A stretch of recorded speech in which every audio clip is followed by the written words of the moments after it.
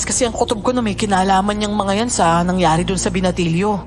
Pero wala naman akong sapat na ebidensya. Duda ko lang kasi yun. At kaarawan mo ngayon, hindi ba? Ika-21. Tapos kabilugan pa ng buwan. Alam ko ang mangyayari at hindi ko yun nahayaan. Ito na ako! Gawin mo na ako aswang ngayon na! At maglaban tayo! Magpapayad ka sa ginawa mo sa kanila!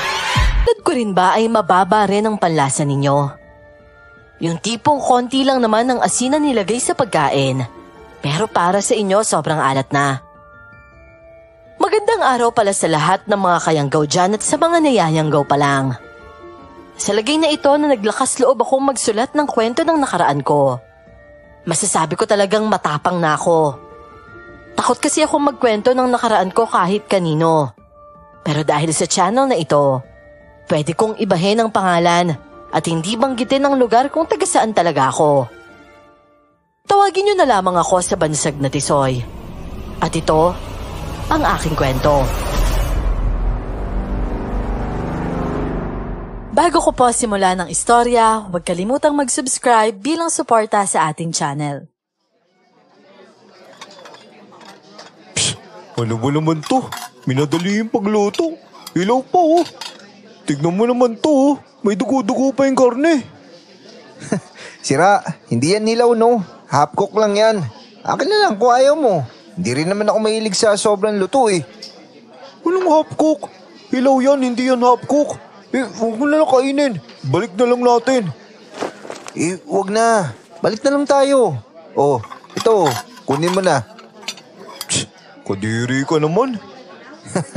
Ang sabihin mo, probinsyano ka lang. Bilisan mo, kainin mo na yan. Wisit na to. Makasabi naman ang probinsyano. Parang hindi ka naman pinanganak dun ah. At least ako, marunong ako makipagsabayan sa mga taga-syudad. Tsaka isa pa, mamahaling restaurant yung kinainan natin, no? So sinasabi mo, para mo namang sinabing palpak sila magluto. Ganyan lang kasi talaga yung style nila. At naiintindihan yun ng mga kumakain. Tignan mo yung iba. Pare-parehas lang naman yung luto. Sila ba, nagreklamo ba?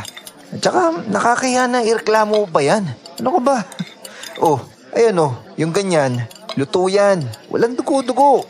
Yan na lang ang kainin mo tapos ako na lang dito sa half cook. Sige na, kain ka na. Natatawa ako sa kanya dahil ngiwing-ngiwi siya. Pumasok kasi kami sa restaurant na half cook ang kadalasang style ng pagkaluto. Ang iba pa nga sa mga putahe nila, literal na hilaw. Lalo na yung mga seafood. May hilaw na hipon at crab na nilagyan lang nila ng pampalasa. Hindi naman malansa ang mga yon dahil nalinisan na ng maigi. Ako naman kasi, sinubukan ko lang naman dalhin si Bonbon sa restaurant na yon. Kasi nga karamihan sa mga kumakain roon, mga taong galing sa ibang bansa. Pero talagang hindi siya sanay. Ako lang ang nabusog doon. At para naman hindi siya lugi. Pagkatapos naming kumain doon, pumasok kami sa ibang restaurant. Yung mga lutong-luto ang mga potahe.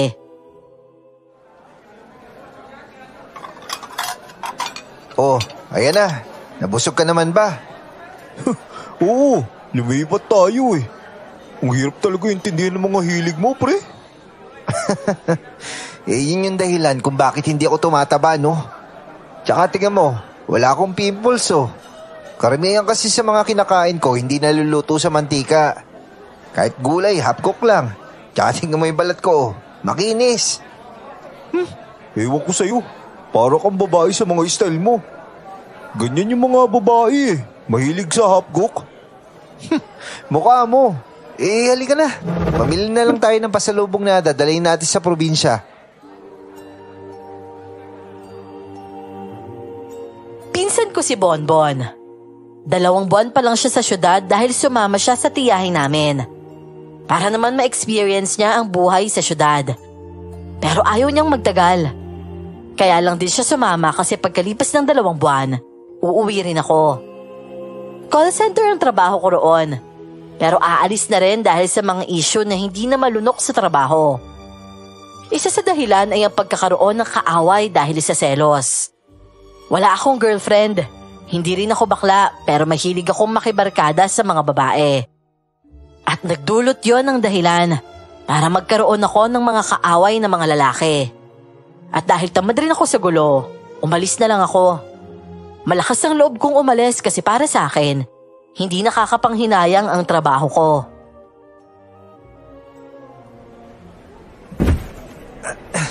Grabe. Ang dami pala natin dala, pre. Grabe ka naman kasi kung makabili.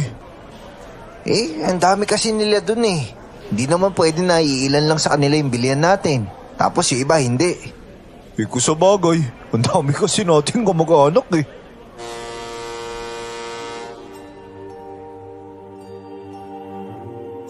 Nagbarko lang kami noon ni Bonbon. 2 araw pa bago kami nakarating sa probinsya. Lantang-lanta siya sa biyahe samantalang ako, parang wala lang. Siguro dahil na rin sa healthy living ako. Pagdating kasi sa pagkain, disiplinado talaga ako.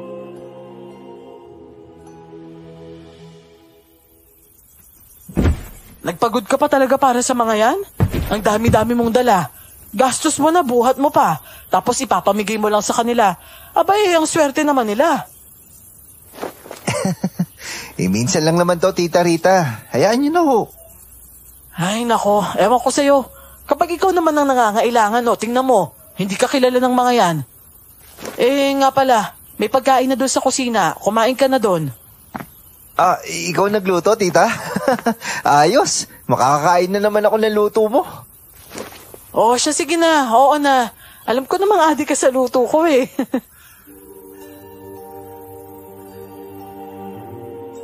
Maraming ayaw sa luto ng tiyahin ko. Pero ako, sa lahat ng pagkain, luto lang ng tiyahin ko ang pinakamasarap para sa akin. Kapatid siya ng mama ko. Bale sa lugar na yon, sila lang ni mama ang magkamag-anak. Kasi ang ibang kadugo ko roon, mga kamag-anak ko sa father side. Pero sa lugar din na yon, isang kapitana ang tiyahin ko. Kahit na ako lang ang kadugo niya. Matagal na rin kasi siyang naging residente doon. Binoto rin siya ng mga tao dahil nakitaan siya ng potensyal tungkol sa ganung trabaho. Maayos naman ang patakaran sa barangay. Ang totoo nga niyan, may ugali ang tiyahin ko sa kalinisan. Kaya nang siya na ang naging kapitana, nanatili ang kalinisan sa barangay namin.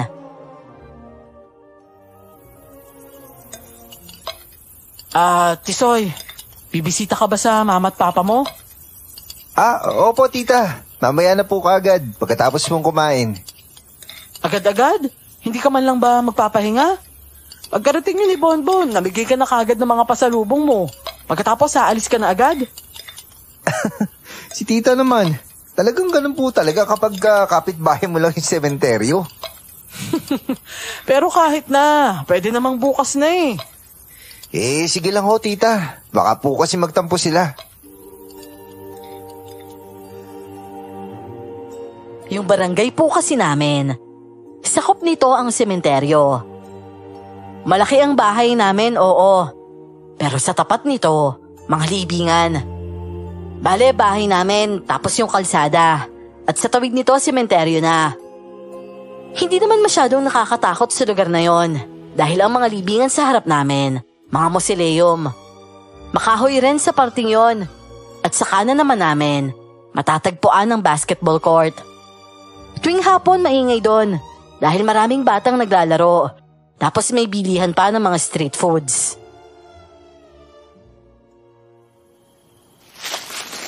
Aba, alinis dito sa puntod nyo, Naitay ah. At saka, pasensya na po, medyo hinapon ako sa pagbisita. Si Tita kasi, sabing pagkatapos ko na kumain, saka ako pupunta dito. Pero ayaw po niya. Magpahinga muna raw kasi ako. Alam niyo naman si Tita, di ba? Kapag sinabi niya, kailangan sundin. Tapos naubos na rin yung oras ko kasi bumili pa ako ng bulaklak para sa inyo sa bayan. Eto po. Kamusta po kayo? Namiss niyo po ba ako? Huwag po kayo maglala. Dito na muna po ako sa probinsya. At saka, bibisitahin ko po kayo palagi. Sinubukan ko po kasi maghanap ng trabaho dito eh. Baka sakali may mahanap at least dito, libre yung tirahan. Hindi ko na po kailangan magbayad ng upa sa bahay. Kasi doon, Naitay, sa Maynila, grabe. Kalahati ng sahod ko napupunta sa bahay. Minsan, humingi pa ako kay tita na pang-allowance kapag nawalan. Parang niloloko ko lang yung sarili ko, ano? Magandang hapon sa'yo. Sino naman to? Pulis? Sir, bakit ho? May tatanong lang sana ako. Lagi ka ba dito? Po? Kararating ko lang po, sir.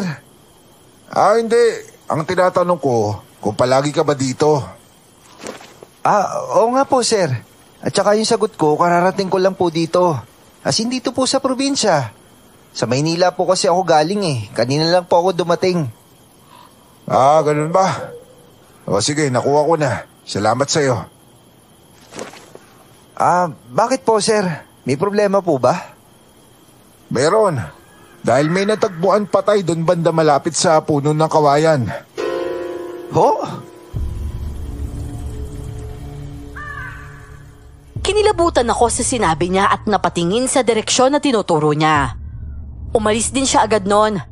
At ako naman, nakita pa ang ibang pulis na pagala-gala sa paligid. Tapos may nakita na akong iba ring pulis na may dalang bangkay ng taong tinatakpan lang ng puting kumot. Dahil sa kuryosidad, lumabas ako sa mausoleum ng mga magulang ko.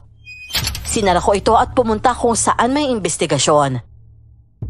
Kinausap pa ako ng isang pulis noon at kung ano ang tinanong ng isang yon ay yun din ang tinanong niya. Ganon pa rin naman ang sagot ko. At habang kausap ko ang mga pulis na yon, namataan ko ang matandang babae na balot sa suot niyang jacket at pantalon. Nakakapagtaka lang dahil ako nga naiinitan. Tapos siya parang nilalamig. Manang, magandang araw ho. Mga demonyo, mga sinungaling talaga kayo. Po? Ang gagaling niyong magpanggap. May araw din kayo. Lola, teka lang ho. Sandali lang ho. Aray ko, sino naman to? Teka, wag mo na lang siyang sundan. Isay? Halika na, tara na.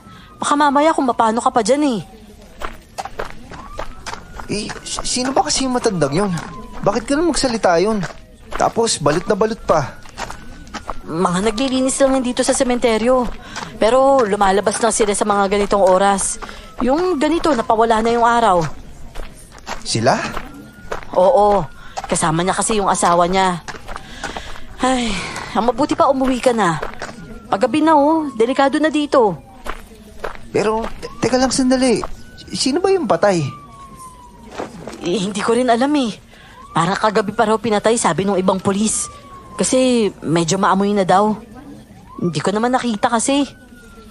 Hindi ba napansin yung kagabi? Hindi ba yung matandang yun yung tagalinis dito? Ewan ko rin. Baka hindi lang talaga nila napansin kahit tuwing gabi sila naglilinis dito.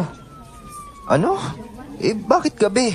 Paano nila nakikita yung mga nililinis nila? Hindi ko nga alam. Basta ganun sila. Tara na, halika na. Sabay na tayong lumabas dito. Yung dalawa Kung ano man yung balak nyo, wag nyo na ituloy. Umuwi na kayo dahil gabi na. Balak ho? Ano pong balak, sir?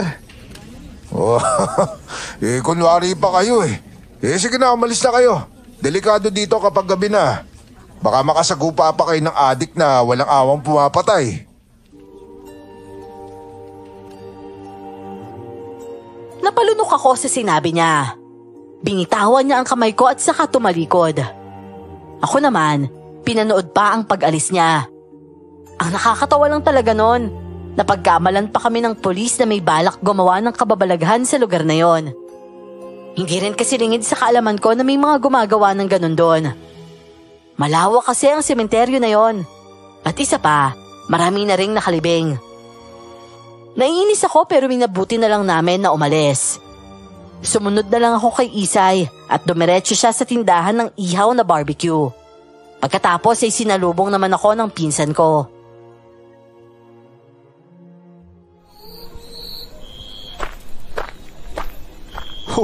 Walang ginawa niyo sa sementeryo?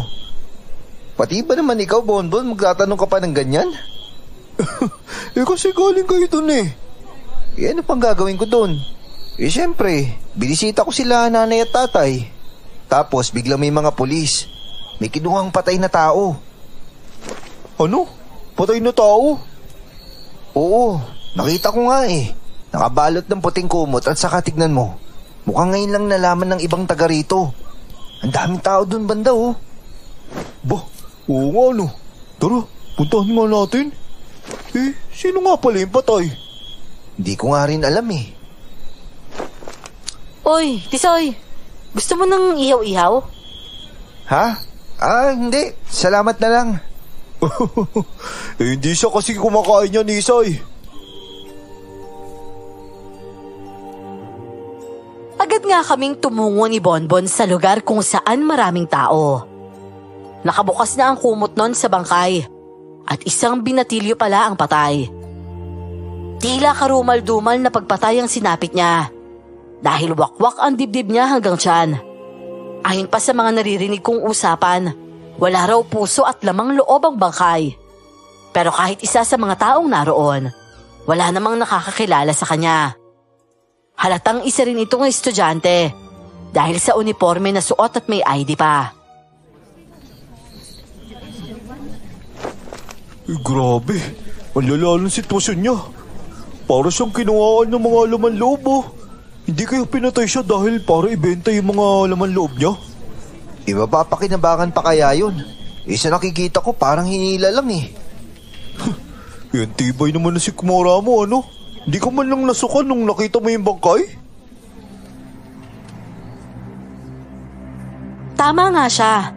Parang normal lang sa akin ang makakita ng ganon. Samantalang panay naman ang himas niya sa dibdib dahil sa karumal-dumal na sinapit ng biktima. Lumayo-layo pa nga siya noon para lang humugot ng malalim na hininga. At habang nasa ganon kaming sitwasyon, narinig ko ang boses ng tiyahin ko. Oh, ano nangyari dito? Pambihira naman. Kanino na namang anak yan? Magandang gabi, Kapitana. Pwede ba tayo mag-usap? Sige. Pero doon tayo sa barangay hall. At saka ikaw, hindi ba't sinabi ko sa'yo umuwi ka na? Ayan lang po yung bahay namin, sir. Tapos ito po, bakuran namin. Hindi pa ba ako mukhang uwing-uwi sa pwesto ko ngayon, sir? Basta, huwag ka nang babalik doon ha. Kasi tulad nito, may natagpuan kaming patay. Tapos nakita kita doon. At dahil doon, masasama ka sa investigasyon. Alam mo ba yon? Sir, pamangkin ko ho yan. Kanina lang yung dumating galing Maynila. Binisita lang niya yung nanay at tatay niya kanina, kaya nandun yun. Ay sus, pamangkin mo pala yan, Kapitan. Akala ko kasi kung anong ginagawa niya dahil may kasama siyang babae doon. Sir, ako ho yung kasama niyang babae. At nakita ko ho siyang kinausap niya si Lola Loring. Kaya yun, tinawag ko siya. Kasi gusto niya pang sundan eh. Ang dumi talaga ng utak mo, sir. Ganun ba? Teka, hindi ba't parang ikaw yung nahuli ko nung nakaraan ah? Ho? Anong nakaraan na naman? Hindi ako yun ah. Ay, hindi ba ikaw yun? Ano bang ginagawa mo sa sementeryo kanina? Ba't ka nga ba nandoon? Ang dilim na pero nandoon ka pa rin. Questionable ho ba yun? Yung bahay namin nandito lang. At may mga batang naglalaro dyan lang. Konting lakad lang naman ako napunta dun eh. Nakita ko lang si Tisoy, kaya yun, lumapit ako.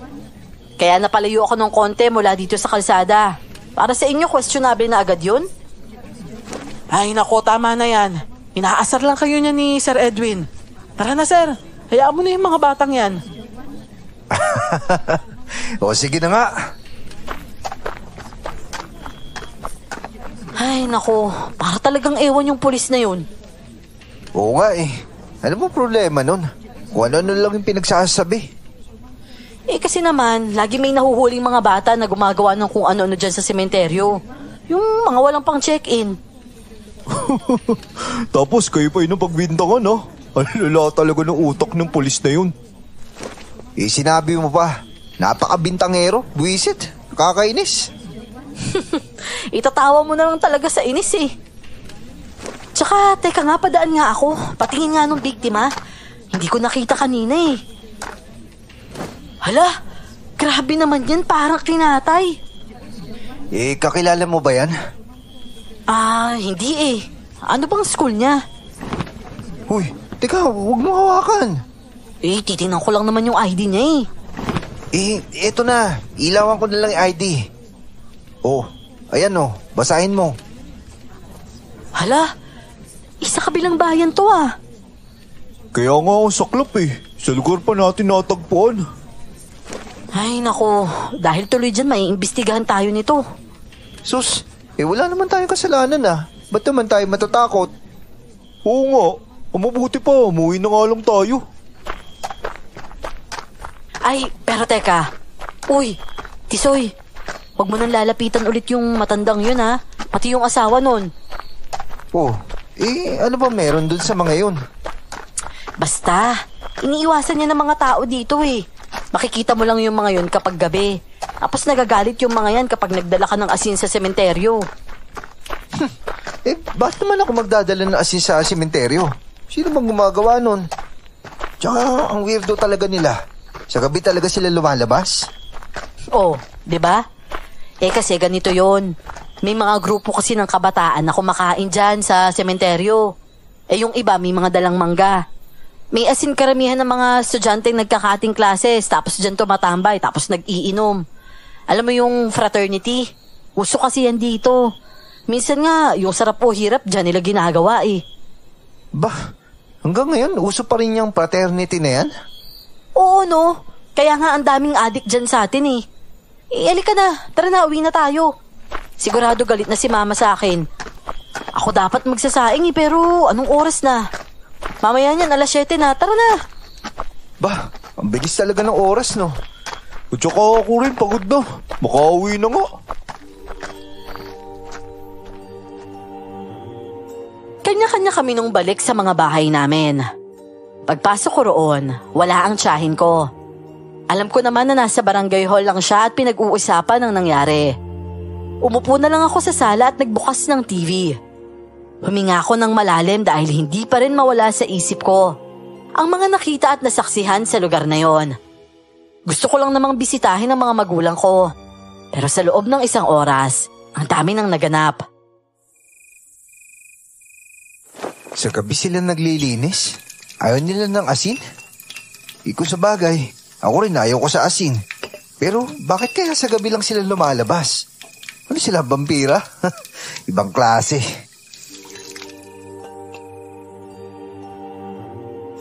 Alas 8 ng gabi bumalik ang tiyahin ko sa bahay. Sa pagkakataong yon, kumikilos na ako sa kusina para sa hapunan namin. Nadatnan niya akong ganon. At tulad ng inaasahan, inagaw na niya sa akin ang ginagawa ko.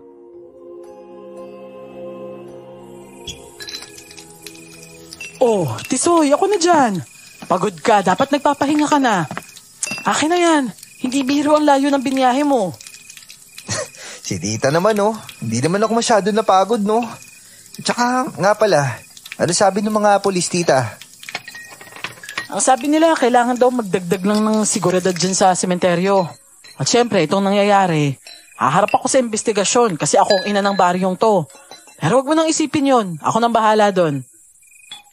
Kasi tita, sa sementeryo kanina, may nakita akong matanda eh. Ay, oo nga pala, yung tungkol doon. Narinig ko si Isay na sinasabing kinausap mo daw yon.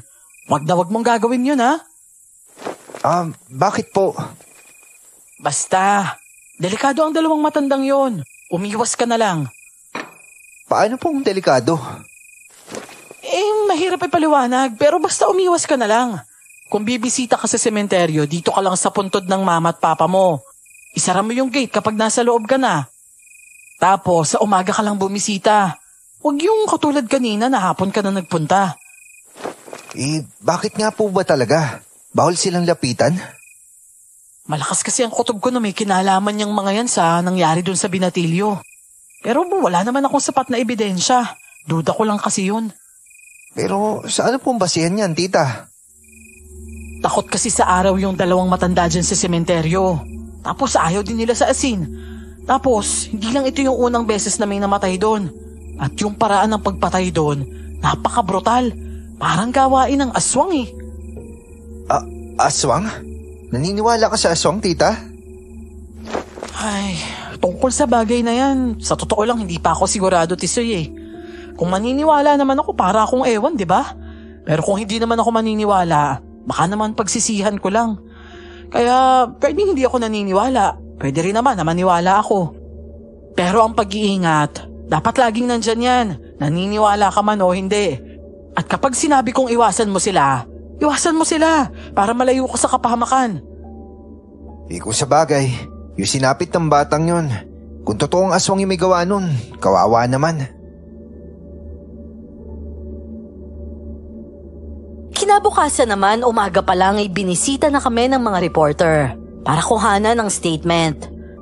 Nagbigay naman kami at nang puntahan nila ang sementeryo para kausapin ang 2 matanda na naroon. Sumama rin kami. Kaso pagdating roon, walang tao sa tinitirahan nila. May maliit pala na bahay sa likod nun. At nang suriin ng mga pulis ang bahay nila, wala nga talagang tao.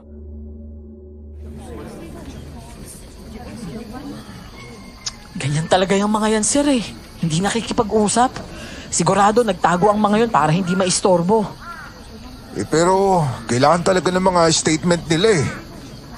Nako kung pipilitin ho natin ang 2 yun, baka mahirapan kayo. At saka matatanda na yung mga yun. Baka mamaya, sa sobrang kaba ng mga yun kung ano pang mangyari. Kung sa bagay, malabo rin na sila yung salarin. Masyado na silang mahina para gawin yung bagay na yun. O sige, Kapitana, maraming salamat sa oras ha.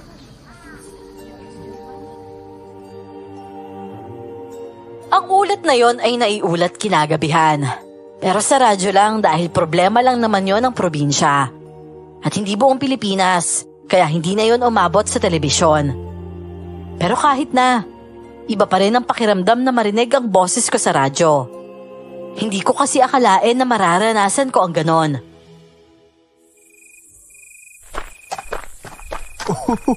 Walang iya. Ganyan pala yung boses mo? Kailangan pa talaga nag-i-English, Tisoy?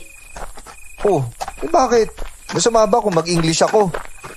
Ang mahal mo pakinggan ah. In fairness, hindi ka bulol. Hindi talaga bulol yan, no? Call center yung trabaho niya sa Maynila eh. Pero oo nga, Insan. Ang galing mo talaga mag-English. Mga baliw talaga kayo. Hindi ko na nga namalayan na English yung ginamit ko eh. Kasi bakit naman kasi nag-English yung reporter, di ba? Sinimulan niya kasi ng regarding eh. Regarding daw sa nangyari. Buisit, napa-English pa tuloy ako. Shh! Teka lang. Pero may nagmamasid talaga sa atin eh. Anong nagmamasid, Isay? Yung matandang lalaki. Nagtatago sa mga libingan. Ha? Saan? Ay, naku, huwag mo nang tingnan. Hindi ako nakaharap sa sinasabi nilang kinaroroonan ng matanda dahil pinigilan ako ni Isay. Pero nakita ko sa 2 kong kasama na umiiwas talaga sila roon. Inaya na lang nila akong umalis nang biglang napabitaw si Isay sa pagkakahawak sa braso ko at biglang natumba na lang siya sa tabi ko. Isay? Isay! Hoy! Hoy, gumising ka! Teka, ano nangyari? Hoy, Isay! Gumising ka! Bonbon, tumawag ka na sa sasakyan. Tricycle, bilis! Teka! Tricycle! Tricycle dito! Binuhat ko na lang si Isay noon. Nakita ko naman si Bonbon na inapura ang isang tricycle driver. Mabilis naman itong nakahanap ng sasakyan at sinalubong na lang ako na dala-dala si Isay. Kinarga namin siya sa tricycle at dinala sa ospital. Agad rin naman siyang inasikaso ng doktor para suriin ang kalagayan niya. Kami naman ni Bonbon, naghintay sa labas at tinawagan ko na lang ang tiyahin ko upang ipaalam na dinala namin sa ospital si Isay.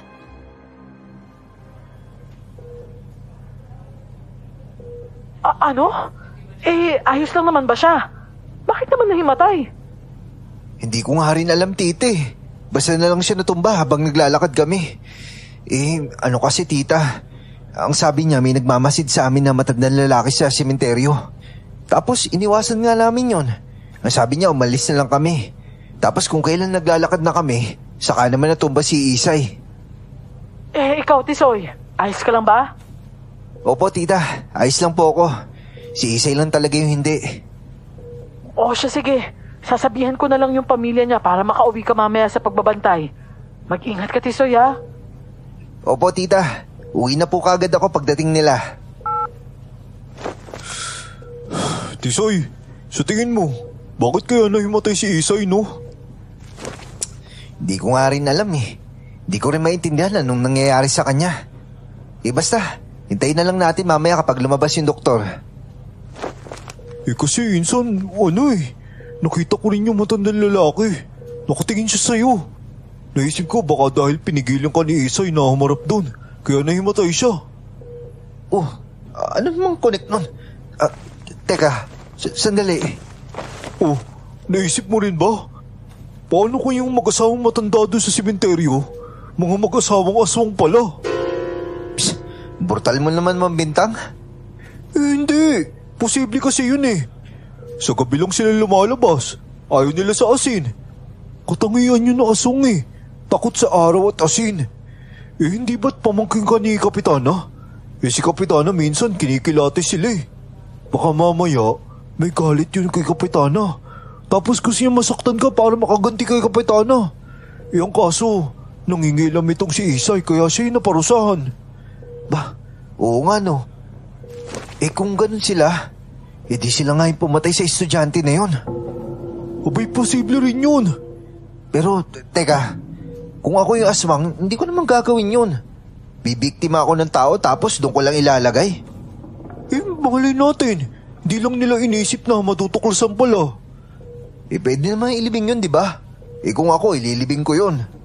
Malay mo, wala silang panghukay. Ano? Hindi ba't mga tagalinis yun doon? Wala ba silang pantanggal ng damo? Oo nga no. Pero ano ko yung dahilan kung bakit hindi nila nilibing yung biktima na yun, no? Yun ang tanong na walang makasagot. Nagbantay lang muna kami roon hanggang sa lumabas ang doktor. At sinabing wala naman daw nakitang mali sa katawan ni Isay. Nagkatinginan kami ni Bonbon. Saka sinabi ang tunay na nangyari sa kasama namin. Pero ang sabi ng doktor, sanhi lang daw yon ng pagod.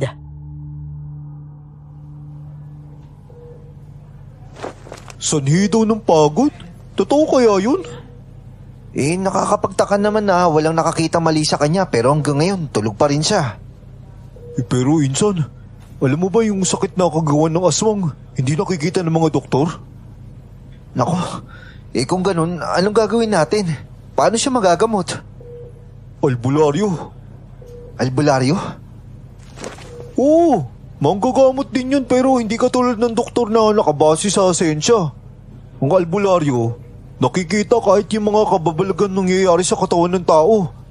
Kaya niya labanan yung mga panggulo ng mga hindi nakikita. Kung ganun pala saan tayo maghahanap ng ganun? Ano? Tayo talaga yung maghahanap? Bakit naman hindi? May pamilya naman si Isay eh. Sila nang bahala sa kanya. Sabihin na lang natin kung ano yung nangyari. Tapos kung may maitutulong tayo, di tumulong tayo. Pero syempre, sila muna yung magdidesisyon doon.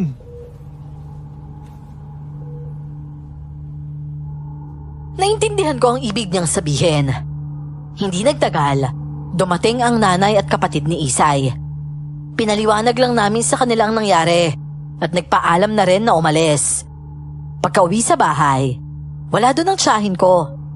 Tinawagan ko siya pero ang cellphone niya ay nasa loob lang ng bahay. Tita, nasan ka? Ba't niya iniwan yung cellphone niya dito? Saan kaya yun nagpunta?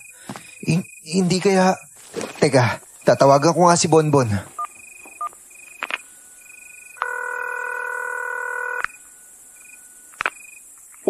Insan, ba't ka napatawag? Bonbon, makikita yung barangay hall sa inyo, di ba? Oo naman, bakit? Nakikita mo ba dyan si tita? Wala kasi siya dito eh. Pero yung cellphone niya nandito. Sige, sandali lang titignan ko. Eto, teka, nandito si Konsehal. Konsehal, nandiyan ba si Kapitana? Wala ho. Insan, wala daw si Kapitan eh. Umuwi na raw. Baka nandyan lang. Mali mo, nag-CR. Ang laki-laki kasi ng bahay niyo, tapos kayong dalawa lang. Lagi tuloy kayo naghahanapan dyan. Baliw. O sige, hanapin ko na lang.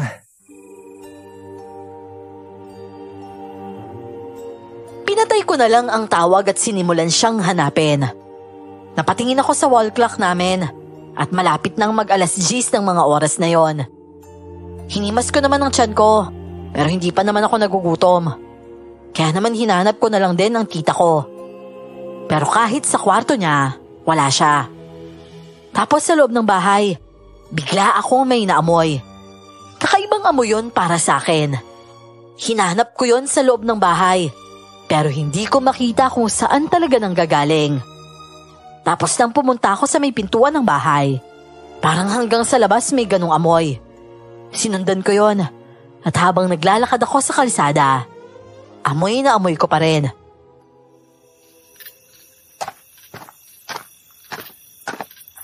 Pinsan, hindi mo pa rin ba nakikita si Kapitana? Hindi pa eh. Saan ka pupunta? Teka, may sinusundan akong amoy. Amoy? Anong amoy? Hindi mo ba naamoy yun? Tapang kaya, sakit sa ilong eh. Hanggang sa loob ng bahay nga namin, naamoy ko. Wala naman Imposible yan. Ang lakas kaya saan ka pupunta? Papasok ka sa sementeryo. Para kasing doon nang gagaling eh. Doon nagagaling? Teka, baka mamaya tinatawag ko ng multo Teka, hindi kaya multo yun nila mama? Bay, oo nga no. Ano? Paano kung hindi? Tsaka kung oo. Insan, delikado yan. Paano kung hindi yung multo ng mama mo? At kung oo man, harapin mo sila. Hindi ka natatakot? Teka, tingin mo nga ako. Ba't naman ako matatakot mga magulang ko yun? Gabi na kasi. Bumalik na lang tayo. Sige, bumalik ka dun. Hindi, delikado dyan, Teka. Pero hindi ako nakinig sa kanya. Tuloy-tuloy lang ako sa paglalakad at nang papunta na ako sa puntod nila mama, nawawala ang amoy. Nakasunod lang din si Bonbon sa akin. Ginamit ko lang din ang cellphone ko para meron akong pang-ilaw sa dinadaanan ko.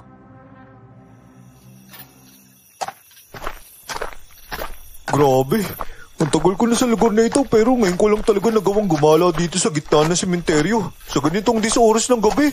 Tapos walang katao-tao. Insan, bumalik na lang tayo. Sige, mauna ka na doon. Nakapagtataka kasi kung bakit may ganitong amoy sa bahay namin eh. Ano yun?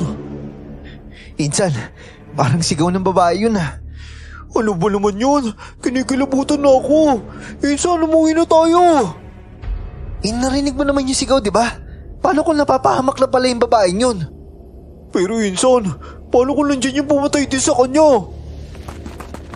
Ayun, may mga tumatakbo, Insan. Hinabol namin ang dalawang tumakbo. Isang babae yun at mukhang naka-uniforme pa. Nang habulin namin siya, hindi na namin siya naabutan. Pero nailawan ko siya at dala niya ang bag niya. Nakapalda siya pero may iba pa talaga siyang bitbit. At nakita kong nahulog ang isa. Palabas na yung mga yun. Tumigil muna tayo. Huwag mo na sundan. Bakit kaya tumatakbo yung mga yun, Insan? Baka may kinatatakutan malamang. Paano kung bumangon yung patay tapos sinabol sila? Ikaw talaga kung ano iniisip mo. Teka, may nahulog silang gamit Titignan ko muna. Insan, ano yun? Ewan ko. Parang panyo ito teka, hindi. Bakit ka naman natatawa? Panty niya pala to Anong panty? Ayan panty. Mukhang tumatakbo lang yun nang hindi nakasuot ng panty. Sige, kunin mo. Bakit ako? Ikaw nakakita niyan Ang pangit kasi na-imagine ko eh. Walang iya talaga. Titignan ko nga kung anong design. Oo, ano? Bago ba? Bakit? Kapag bago ba, isusot mo? Sira ulo.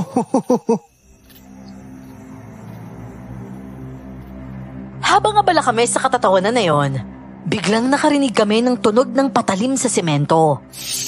Nagkatinginan kami ni Bonbon ng ilang sandali at sabay kaming napalingon sa aming likuran. Nakita namin ang matandang lalaki na nakatayo roon at bumaba ang paningin ko sa hawak niyang kutsilyo. Napatras naman si Bonbon at sinama pa niya ako. Isang hakbang din paatras ang nagawa ko noon, pero hindi ako katulad niya na nanginginig sa takot. Lolo, magandang gabi ho sa inyo. Sa tingin ko, mukhang dapat ka lang mamatay. Ho? Kailangan mong mamatay! Lo, huwag naman pong ganyan. Kapag ginawa mo yan, makukulong po kayo. Insan, tara na. Delikado yung hawak niyo. Hindi mo ba nakikita? Tara na. Maulang galang na ho. Pero wala kasi ako nakikitang dahilan para patayin mo ako. At saka wala po ako naalala kasalanan ko po sa inyo. Ano ba, Insan? Halika na, umalis na tayo. Hinila na lang ako ni Bonbon noon. Hindi na nagsalita ang matanda sa sinabi ko. Habang naglalakad ay panay ang lingon ko sa kanya at nagulantang pa kami noon nang makita ang hindi kaaya-ayang nilalang na nakaharang sa daraanan namin. Napahinto kami ni Bonbon at sumunod ang mata ko nang makita ang isang bulto ng mabangis na hayop. Hugis aso ito, pero mataas at mahaba ang katawan. At sa kanya ko naaamoy ang kanina ko pang naaamoy. Tisoy? Ano yun? Hindi ko alam. Sino bang may alagang ganito kalaking aso sa lugar natin? Walang ganyan aso dito sa atin. Umalis na tayo. Tumakbo ka na, Tisoy! Kumalipas ng takbo si Bonbon. Ako naman, naiwanan at nanatiling nakaharap sa aswang. Nakakakilabot noon ang angil niya. Lalo na nang humakbang siya paabante at humakbang naman ako paatras. Napatingin ako banda sa likuran ko at ang matanda ay nandun pa nga at nakatayo. Teka, ikaw yung matandang babae, di ba? Totoo nga ang hinala ng tiyahin ko. Mga aswang kayo! Kaya ba hindi kayo maharap sa mga pulis at reporter nun? Tungkol sa pagkamatay ng estudyante dahil alam niyo yung ginagawa niyo? Kayo yung dapat mamatay at hindi ako! Sige, gawin mo! Mamamatay ang tiyahin mo kapag ginawa mo yan! Kinuha niyo yung tiyahin ko! Mga hayop talaga kayo! Nasaan siya? Nasaan siya? Tita! Tita! Nasaan yung tiyahin ko? Anong ginawa niyo sa kanya? Naiintindihan mo ba kung sino kaharap mo? Papatayin kita! Umanda ka! Babalikan kita bukas sa umaga! Nang kumaripas ako ng takbo ay humabol siya sa akin. Tumalon siya kung saan ako dadaan. Dahil may daanan sa bandang kanan ko, doon ako lumusot. Pero mabilis siyang kumilos para harangan ako. At nang tumingin ako sa bandang likuran ko, nakita ko ang matandang lalaki na papalapit din. Tumakbo ako ulit palayo sa kanilang dalawa. At paulit-ulit akong umiiwas kapag tinatalunan ako ng aswang. Naging malaking tulong pa nun sa akin ang mga maliliit na espasyo ng mga libingan. Dahil kapag pumasok ako roon, hindi kasya ang katawan niya. Hindi nagtagal ay nakarinig ako ng ingay ng mga tao na paparating. Mukhang nag-report si Bonbon sa barangay hall. Tisoy! Nasaan ka? Kasama ko sila konsyal! Walang iya ka! Hindi pa tayo tapos! Huwag kang tuwag! Hoy, bumalik ka rito! Bon, bilisan nyo! Nandito yung matandang lalaki! Dahil sa sinabi ko ay tumakbo rin ang matandang lalaki noon.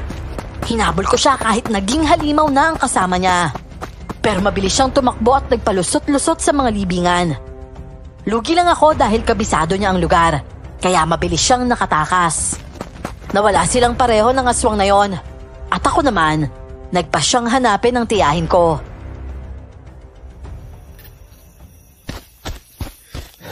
Tita? Tita, nasaan ka? Sumagot ka kung narinig mo ako! Tita Rita! Tisoy! Tisoy, nasaan ka?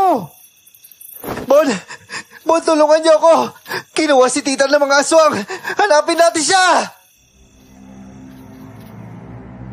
Yun ang napagkasunduan ng lahat. Kanya-kanya kaming hanap sa kanya noon. Hinalughog namin ang buong sementeryo. At ang dalawang matanda noon, talagang hindi na namin nakita. Ano, nakita niyo ba si Tita Rita? Hindi pa eh. Kaya pala may kakaibang amoy sa bahay namin kanina. Kasi mukhang pinasok siya. Paano nagawa ng aswang na yun?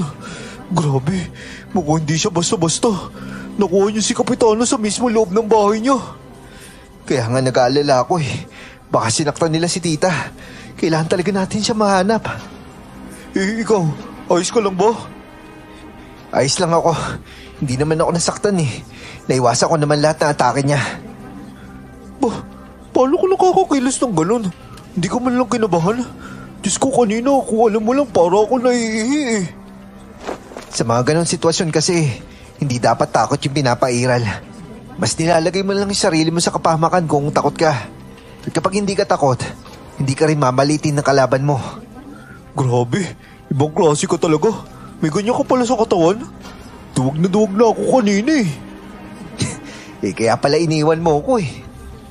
Ayaw mo kasing umalis eh. Ang mga akala ko nanigas ka na doon. Hindi pa kita mahila. Ano ba ang plano mo kanina? Kasi yung amoy niya kasi, yun yung naamoy ko eh. Amoy niya? Oo nga pala. Kanina pa yung sinasabi pero wala talaga ako naamoy. Imposible namang hindi mo naamoy yun, Bon. Amoy na amoy ko siya. Alam ko kung saan sila hanapin. Ngayon, naamoy mo pa ba ngayon? Hindi na nga eh. Parang nakatakas na sila.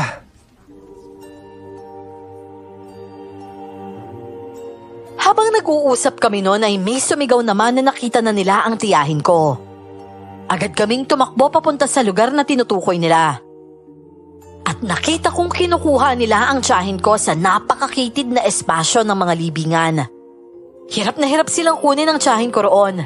At nakita ko ng malinaw ang sitwasyon niya dahil sa natutukan siya ng ilan.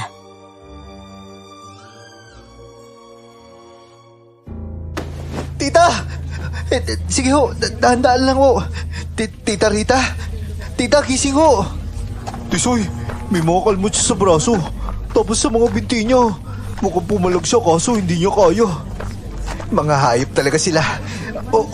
Dito banda, mas malog dito. Tita, si Tisoy ito. Gumising ho kayo. Tisoy, dali natin siya sa ospital. Ang dami niya kasi sugat eh. Dadalhin ko talaga siya sa ospital. Yon ang inuna ko sa lahat. Dinala namin sa ospital ang tiyahin ko. Ang hahaba pa ng mga sugat niya sa braso at binti nun. Punit-punit rin ang kanyang damit. Agad siyang inasikaso ng mga nurse. Kahit ang mga sugat niya, nurse na lang din ang gumamot sa kanya. Ayon naman sa doktor ay wala naman siyang ibang injuries. At yun lang talaga. Wala ring bali sa mga buto niya o kahit sa ulo niya. Maliban doon sa konting bukol. At dahil naman doon ay nakahinga na rin ako ng maluwag.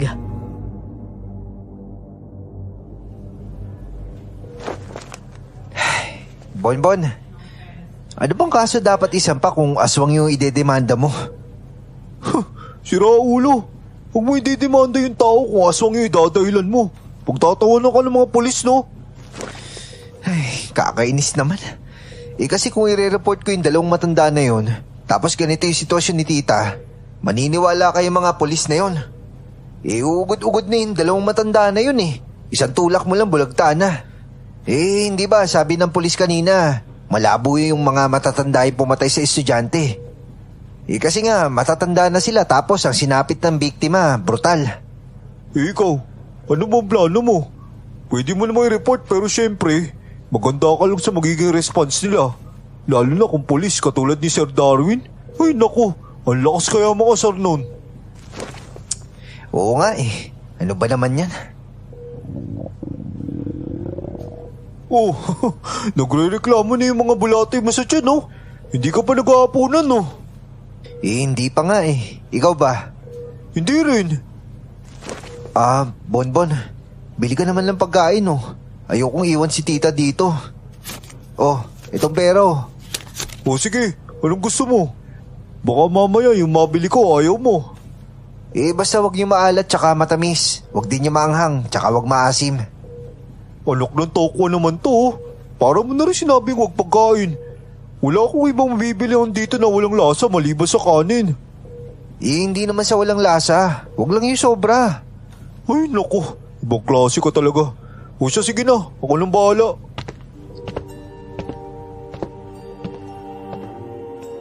Kinuha na lang niya ang pera na binigay ko. Umalis siya agad at ako naman ay umupo sa waiting area. Hindi nagtagal, nilapitan ako ng nurse at kinausap. Ang sabi nito, ayos na raw ang mga sugat ni tita. Pinili ko ang private room para sa kanya.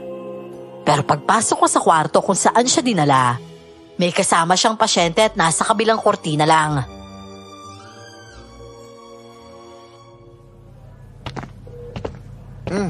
Ito na yung private? Oo, ito na yung private. Oh, Isay, lumipat ka pala? Nilipat kasi ako nila mama. Magandang gabi po, auntie. Isay, kamusta yung pakiramdam mo? Mabuti naman, gising ka na. Eto, ayos naman ako. Luya lang pala yung katapat ko eh. Nawala na yung sakit ng tiyan ko nang lagyan ako ni mama nun. Masakit lang yung tiyan mo nun. Nahimatay nga ako dahil dun eh. Nga pala, ano ba nangyari kay Kapitana? Ay nako, maabang kwento. Di ko nga alam kung maniniwala ka pero... Hindi ba't may naala ka sa dalawang matanda sa sementeryo na mga aswang yung mga yon? Oo, pero kutob ko lang naman yun eh. Pero wala naman akong pruweba. Totoong aswang sila eh. Nakaharap namin ni Bonbon yung lalaki. Una may hawak siyang kutsilyo. Tapos sasabi niya, dapat raw ako mamatay. Umalis kami ni Bonbon. Pero hinarangan kami ng malaking aso. Bakit? Pumunta ba kayo sa sementeryo? Ganitong oras ng gabi? Hinahanap ko kasi si tita dahil bigla nawala. Tapos minamoy ako. Yun yung sinundan ko. Hindi nga ako nagkamali at nandun nga si tita. Natagpuan namin siya sugatan. Ang dami niyang kalmot sa katawan. Ha? Kalmot? Patingin nga ako. Oo. Teka, bakit ka babangon? Huwag ka mag-alala, Tisoy. Ayos na ako. Magaling na ako. Teka. Ang dami naman ata niyang benda sa katawan. Patunay na totoo talaga yung aswang. At saka yung dalawang matanda, mga aswang talaga sila. Diyos ko, sabi ko na nga ba eh. Malinaw na ngayon kasi hindi sila lumalabas kapag maaraw. Tapos ayaw pa nila sa asin. Sa totoo niyan, Isay, gusto ko nga mag-report eh. Pero sabi ni Bonbon, baka pagtawanan lang daw ako. Syempre, maraming hindi naniniwala sa mga aswang dito eh. Para sa kanila, fiction lang daw yun. Pero, paano nyo nakuha yung tiyahin mo? Grabe naman siya kung sumugod pa siya sa bahay nyo. Mukhang sinugod nga talaga siya sa bahay. Kasi nakita ko yung cellphone ni tita sa bahay eh. Hindi naman lumalabas yun nang hindi niya dala yung cellphone. Palagi niyang dala yun eh. Ay, nakakatakot na pala sa lugar natin. May namumuhay na talagang mga aswang. Pero, Isay, paano ba nakarating yung dalawang yun dito? Kailan pa sila dito? Syempre, nag-apply bilang tagalinis. Tapos nagpa siyang magbahay doon sa likod banda ng sementeryo. Pumayag naman yung mayor kasi may bakanting lote naman doon sa likod. Tapos maliit na espasyo lang naman yung kailangan nila. Ang rason kasi ni mayor, para daw may magbabantay sa sementeryo. Lalo na't sa gabi daw sila gising. Lungga kasi ng mga adik dati yung lugar na yun eh. Hindi nagtagal ay may kumatok sa pintuan. Pagbukas ko, si Bonbon na pala at may dala na siyang pagkain. Sa gabing yon nalagyan ng laman ng tiyan ko. Sinamahan lang din ako ni Bonbon sa pagbabantay kay Tita Rita. At kinabukasan siya umuwi. Sumabay na din siya kila Isay. Saktong pag-alis nila, nagising naman si Tita.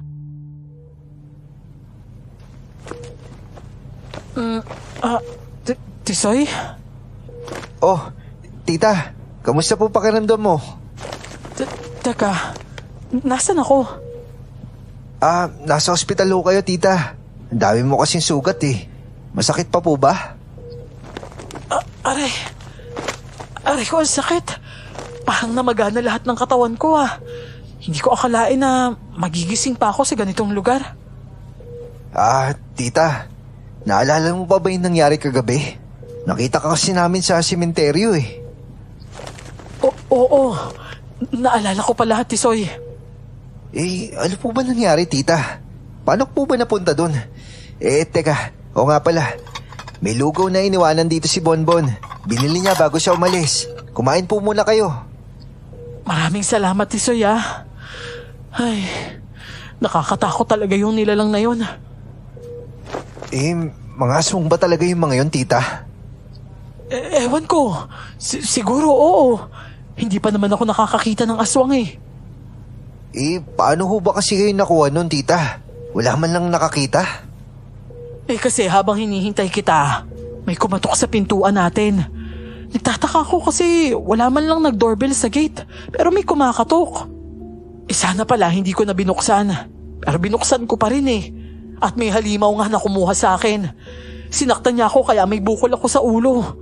Nawalan ako ng malay at paggising ko nasa sementeryo na ako. At kasama ko na yung halimaw na yun. Pero pinilit kong tumakas, kaya ito yung mga sugat na natamo ko. Huminto lang siya nung may marinig kaming mga boses ng lalaki at babae. Tumigil siya tapos yun yung hinanap nila. Kaya yun, nakakuha ako ng pagkakataon na tumakas. Pero may mga humabol pa rin sa akin tas tinulak ako bigla. Nauntog ulit ako at nawalan ulit ako ng malay. Tapos pagising ko, eto, nandito na ako. Teka, paano mo nga pala ako nakuha? Pagdating ko po kasi sa bahay, wala ka po eh. Tapos meron po ako na amoy. Sinundan ko yung amoy kahit masakit sa ulo yun. Sinamahan pa nga ako ni Bonbon eh. Pumasok kami sa sementeryo tapos may nakita kaming babaeng tumatakbo. Tapos nun, may nakita kaming matandang lalaki. May dala siyang kutsilyo. Masabi pa nga niya, dapat daw akong mamatay eh. Tumakbo naman kami ni Bonbon. Tapos sinarangan kami ng malaking aso. Sira ulo nga si Bonbon, iniwan ako eh. Kaya naghabulan pa kami ng aswang na yun. Ano? Nasaktan ka ba? May sugat ka ba? Wala naman po, tita. Hindi nga po ako nasaktan eh. Nahirapan nga po siyang huliin ako eh. Sa kanya ko lang nalaman na nandun ka sa sementeryo. Mabuti na nga lang pagbalik ni Bonbon kasama niya na yung mga taga-barangay. Kaya yun, tumakas yung aswang kasama ng matandang lalaki. Tapos ikaw naman, tita, nakita ka namin sa makitid na espasyo sa libingan. Wala kang malay nun. Tapos ang dami mo kalmot. Matapos kumain noon ng tiyahin ko ng agahan, binigay ko na agad sa kanya ang gamot na binigay ng doktor. Nang makainom na siya ng gamot, inasikaso ko naman ang mga bayarin. Ayaw na raw niyang manatili sa ospital. At isa pa, wala namang masyadong tama sa katawan niya. Mga sugat lang talaga ang meron siya at pwede na yung ipagpahinga na lang sa bahay. At habang inaasikaso ko naman ang mga dapat asikasuhin, bigla namang tumawag si Bonbon sa akin.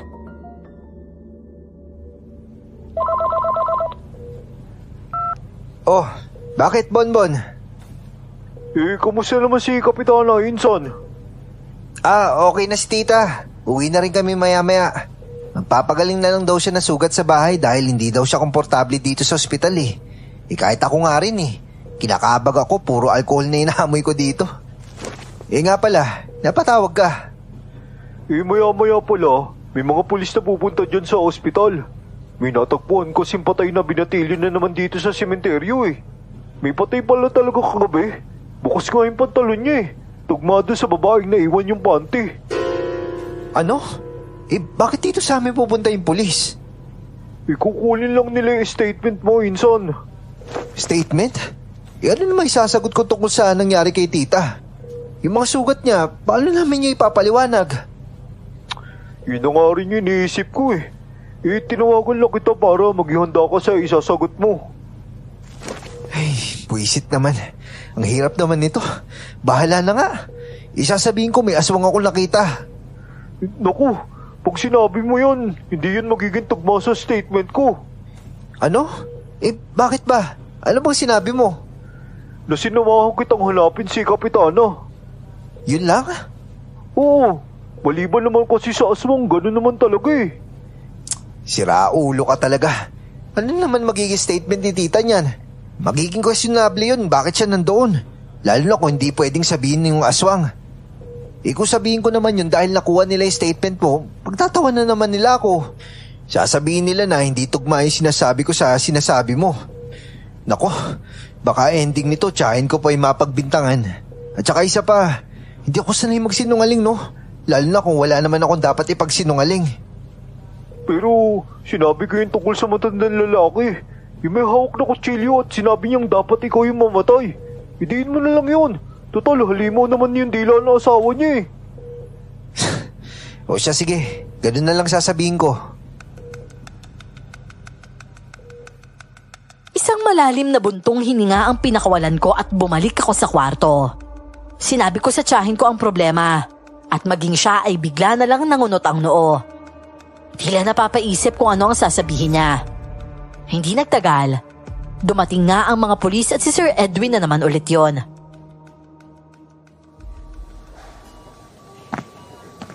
Oh, Kapitana, kamusta yung pakiramdam natin dyan? Eto, nagtamo ako ng sugat na hindi naman karapat-dapat sa akin. Pero mamaya, lalabas na rin naman ako ng ospital. Bakit ka ba nagkaroon ng ganyan, Kapitana? Medyo marami akong tanong sa inyo ngayon kasi sangkot kayo sa mga pangyayari. Ayos lang ba sa inyo yun? Naku, oo naman sir. Walang problema yon. Sasagot lang naman ako sa mga tanong eh. Oo nga naman. At yung una kong tanong, Kap, ano nga bang ginagawa mo sa sementeryo kagabi? Mahirap kasi talagang ipaliwanag ang nangyari kagabi, sir. Hindi ko nga po alam kung maniniwala kayo eh. Pero handa po akong sabihin ang lahat. Alam ko na yung mga tao sa barangay, nagdadalawang isip magsabi ng totoo talaga. Kaya bilang kapitana, uunahan ko na lang. Aba, mukhang may kalaliman yata yan, Kapitana. O sige, Kap, makikinig ako. Sir, di ba? Yung mga nakaraang biktima, makikita mo wakwak yung katawan at wala nang mga lamang loob. Hindi ba kayo nagtataka, sir? Kung bakit ganun talaga yung pagkamatay nila? Oo. Hanggang ngayon, wala pang solusyon yung kaso. Nakakaawa nga yung pamilya ng mga biktima. Bakit, Kap? May maibabahagi ka bang kasagutan tungkol doon? Nasa sementeryo ho ako kagabi dahil hindi nagkusa akong pumunta doon. Kundi dahil kinuha ako, sir. Sana bukas ang isip mo sa ganito pero sana maniwala ka ha. Hindi tao ang kumuha sa akin. Isang halimaw. Kap, paano mo naman nasabi isang halimaw yung kumuha sa'yo? Nakita mo mismo na halimaw siya? Oo naman, sir. Malinaw sa akin na isa siyang halimaw. Sa madaling salita, aswang. Eto, tignan mo. Ipapakita ko sa iyo ang 4 na guhit ng sugat ko. Patunay na kagagawan talaga to ng 4 na matutulis na kuko. Tignan mo na maigi, sir. Ano, malalaman mo naman kung kagagawan niya ng patalim lang eh. Pero ayan, sir, oh. Kuko yan. Malalaking kuko. Halos kinayod niya nga yung laman ko eh. Pinakita nga ng tiyahin ko ang mga sugat niya. Talagang tinuklap niya ang benda at ang pulis naman ay kinuhaan ito ng litrato. Pagkatapos, may pinakita din siyang litrato sa cellphone niya.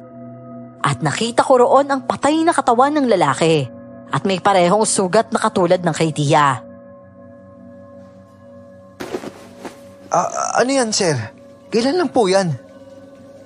Mukhang kagabi nangyari at kanina lang natagpuan. Bukas nga yun sa lawal ng lalaki. Tapos ito, may natagpuan panty. Mukhang gumagawa na kababalagan yung dalawang yon bago na biktima itong binatilyo. May nakita rin akong babae kagabi, sir, na tumatakbo. At nakita namin yung panty na yan. Sa katunayan nga, sir, habang pumapalag ako sa halimaw na yon, may narinig akong boses ng babae at lalaki. Mukhang sila yun eh. Pinuntahan pa nga sila ng halimaw kaya nakatakas ako. Pero tinulak naman ako ni Mang Undoy. Yung matandang lalaki. Nakita ko rin po yung kagabi, sir. May hawak yung kutsilyo. At sabi pa nga niya dapat daw akong mamatay. Kasama ko yung pinsan ko, sir, si Bonbon. O sige, Tugma yung sinasabi mo sa sinasabi niya. Pero alam ko, sir, meron siyang hindi sinabi. Siguro dahil takot siyang hindi paniwalaan pero nakita ko kasi yung halimaw kagabi, sir eh. Malaking aso siya. Medyo mahaba. Tapos nagsasalita pa. Ang sabi niya, papatayin niya daw yung tiyahin ko. Nagsasalita yung halimaw? Opo, sir. Seryoso, nagsasalita talaga? Opo nga, sir. Papatayin niya daw si Tita Rita. Naghabulan pa nga kami. Kasi ayaw niya akong pauwiin para hindi ako mapagsumo. Diyos mio. Na nga ba yung sinasabi ko eh. Yung tingin mo talaga, sir, halatang ayaw mo maniwala eh. Ayos na kasi sana eh. Kaso biglang nagsalita yung halimaw. Pero seryoso, sir. Nagsasalita talaga. Oh, kung nagsasalita siya, anong boses niya? Lalaki o babae? Ewan ko. Parang damulag na bakla? Bakla na aswang. Ibig sabihin, hindi dalawang matanda yun. Bakla eh. Parang boses bakla nga, sir eh. Pero hindi bakla. Boses bakla eh. Di ibig sabihin, bakla nga. Statement mo yan ha. Ano nga ba ulit pangalan mo? Isusulat ko dito sa statement mo na nagsasalita yung aswang at boses bakla. Tulad ng inaasahan ko ay natawa nga sila. Ako naman, naiinis. Inasar pa kasi ako lalo. Tila ang pulis na yun talaga ang feeling close sa kahit kanino. Kahit hindi pa nga kami masyadong magkakilala, pero ang lakas na agad talaga niyang mang-asar. Matapos kaming makausap ng mga pulis na yon, umalis na din sila. Napabuntong hininga na lang ang tiyahin ko. Pagsapit ng tanghali, lumabas na nga kami ng ospital. Nakauwi na kami ng bahay at hinayaan ko na lang din siya na magpahinga. Binisita rin siya ng mga opisyal niya at napag-usapan nga nila ulit ang mga nangyari. Dahil may mga kasama naman siya sa bahay, lumabas ako at pumunta sa sementeryo. May araw naman kaya hindi ako mapapahamak. At pagdating ko roon, hinanap ko ang bahay ng mag-asawang matanda.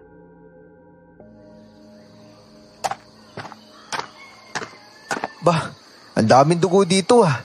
Dahil ba to sa pinatay kagabi? Ano na naman ginagawa mo dito? Sir, ikaw pala. Ano ang ginagawa mo dito? Gusto ko po kasi makausap yung dalawang matanda eh. Nang ganitong oras? Hindi mo mapapalabas yung mga yon. Ganun ho ba? Kayo sir, ano pong ginagawa niyo dito? Abay, tambak na ang kasong hawak ko tungkol sa bagay na ito. Bawat kaso dito, naniningil na ng hustisya. Pero ni isa, wala akong maibigay na sagot. Pero sir, alam niyo, para mabigyan ng solusyon yung problema niyo, pinakamagandang gawin yung maniwala ka muna.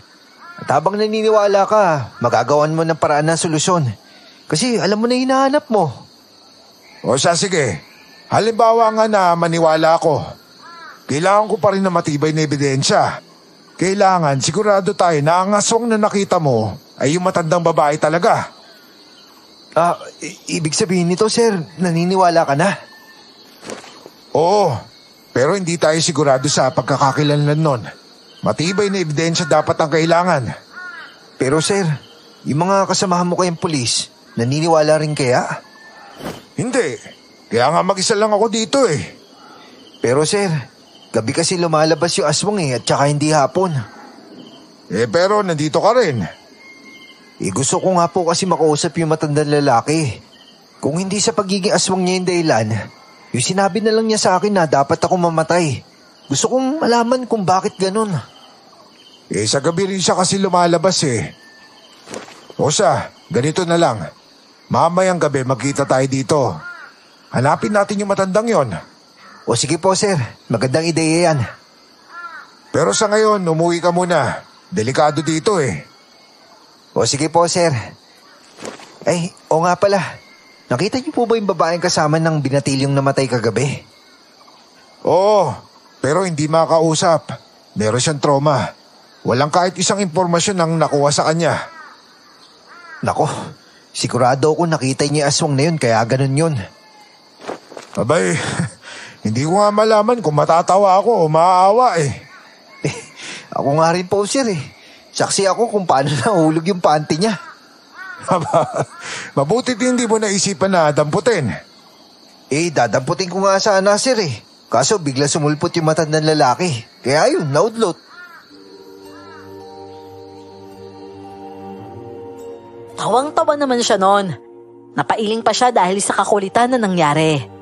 Kahit brutal ang kinalabasan, hindi biro ang dahilan sa eksenang nakita ko sa babaeng yon.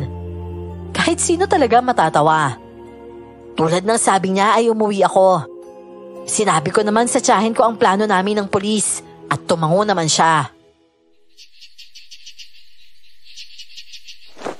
Basta Tisoy, mag-iingat ka ha. Ngayon alam na natin ang pagkatao ng dalawang yon. Sigurado akong mahirap silang kalaban. Sandali. Anong petsa pala ngayon? Teka po, tita. March 25 po ngayon, tita. March 25? Ibig sabihin pala. Hala, nakalimutan ko. First time. Nakalimutan kong birthday ko pala, tita. Loko-loko ka talagang bata ka. Tuon-tuwa ka pa. Mamaya, multuhin ako ng nanay mo kasi nakalimutan ko yung birthday mo. Ay, nako. Diyos ko naman, Tisoy, wala man lang ako naihanda. 21st birthday mo pa naman. Di mo to dapat eh. Si tita naman ayoko mag-celebrate nun. Ang corny nun eh. Debo mo kasi to, Tisoy. Hindi mo ba naiintindihan yung debo? Mga babae lang naman yung nagaganon, tita eh. At saka baka magluto ka pa, mahina ka pa. Ang dami mo pang sugat Tsaka yung araw na to, sulitin mo na lang siya pagpapahinga. Ay nako, di mo talaga naiintindihan eh. Yung pagsiselebrate mo kasi ng birthday, di para sa'yo yun, kundi para iparamdam sa nanay mo na inaalala kita. Teka nga, tawagan ko nga si Bonbon. Papabili tayo ng cake. Si tita naman talaga, wag na. Papakake pa. Ang corny kaya. Ito naman dali na. Sa sementeryo ko dadalhin. Papakita ko sa nanay mo. O talaga? Tulad ng inaasahan ko ay tumawag nga siya kay Bonbon. Sa tuwing sumasapit ang birthday ko, si Tita Rita talaga ang naghahanda. Pero ako, hindi. Tamad kasi ako sa ganon at hindi ako nasisiyahan kapag binabati ako ng happy birthday. Para saan pa? Hindi ko na kasi kasama ang nagpakilala sa akin sa mundo sa mismong araw. 5:00 ng hapon ay dumating nga ang cake ko. Yun lang ang handa ko at pumunta kami sa sementeryo sa kabila ng sugat ng tita ko.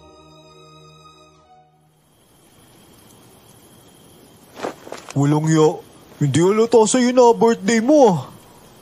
Kuripot nga niyan. Ayaw gumastos sa birthday niya.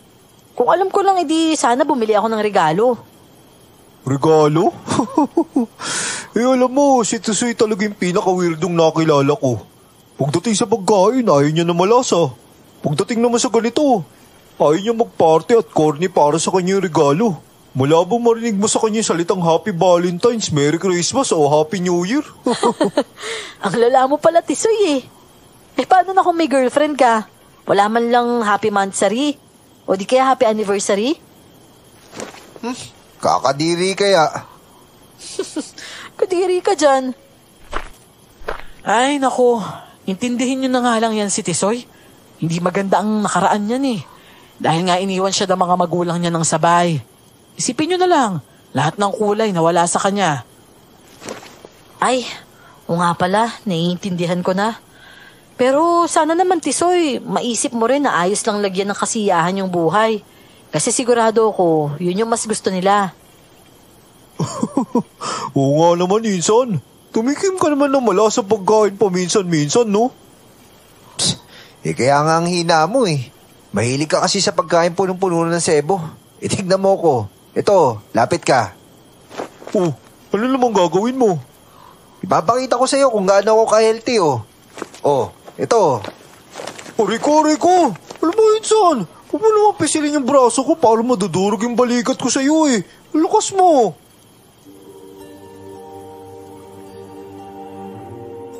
Sa lugar na yun namin kinain ang cake na pinabili ni tita. Unang tikim pa lang naamoy ko na ang itlog. Kaya tamang lapag na lang ako ng kutsara at napangiwi sa lasa. Matamis kasi na malansa ang nalalasahan at naaamoy ko. At hindi ko maintindihan kung bakit sila nasasarapan. Samantalang ako, naduduwal sa lansa ng itlog na hinaluan ng lasang matamis.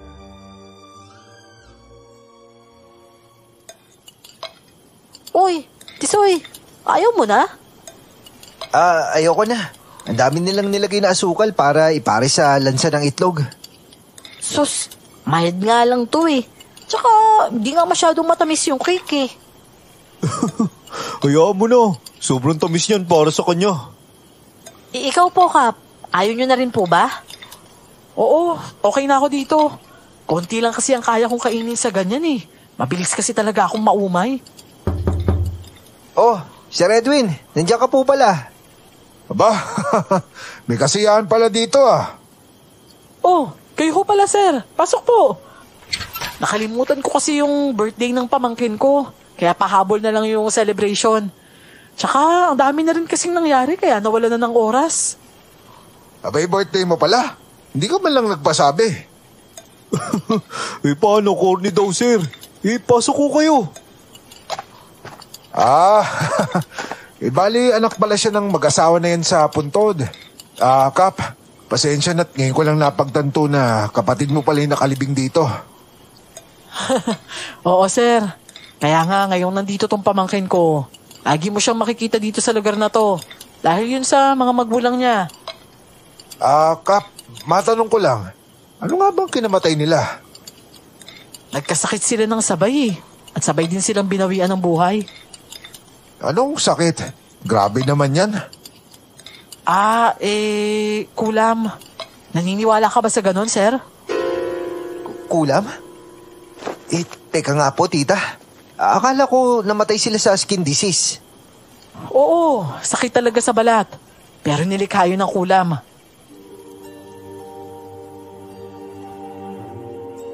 Sakit sa balat ang alam kong kinamatay nila.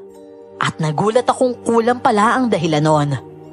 Tumahimik lang ako at simpleng tumango. Pinapasok namin ng pulis at hinayaan na mag-usap sila ng tiyahin ko. Casual lang silang nag-uusap na para bang matagal na silang magkakilala. Kung sabagay kasi, laging nandun si Sir Edwin dahil din sa sunod-sunod na mga pangyayari. Kinagabihan naman, lumabas na ako ng bahay.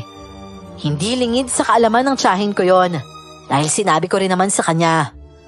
Pumunta ako sa sementeryo at nagkita agad kami ng pulis. Oh, nasa na yung tiyahin mo? Nasa bahay na po, nagpapahinga. Ano sir, tara na. O sige, tara na. Bilog na yung buwan, oh. Kaya nga po eh. Wala ka bang nararamdaman? Nararamdaman po? Wala naman. Pero sigurado ako nandito sila.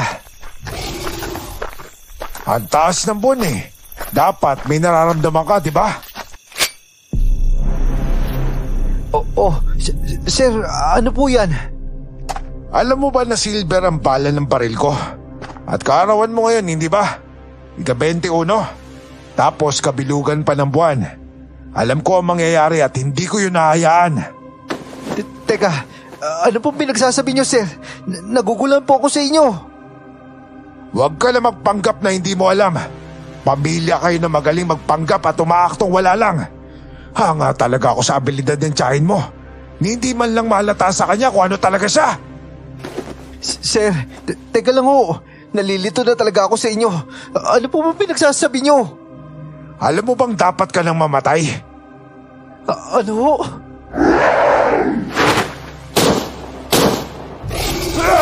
Mga walang iya kayo! Mga walang iya kayo! Sir, ano po ba? Huwag po kayo ganyan, may aswang! Sige, lapit! Lumapit ka! Pasasabugin ko yung bungo nito! Lapit!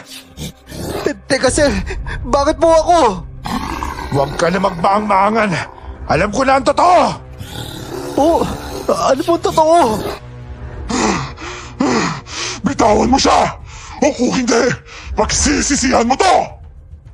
Mas pagsisisihan ko kung hayaan ko mabuhay ito. Walang magiging aswang ngayong gabi. At bago mangyari yon, papatayin ko muna siya! Mabilis kong nahawakan ng barel at naiiwas ito sa ulo ko bago ito pumutok. Nagulat siya sa ginawa ko, pero mas nagugulat ako sa ginagawa niya. Nagbatigasan kami ng lakas ng pulis.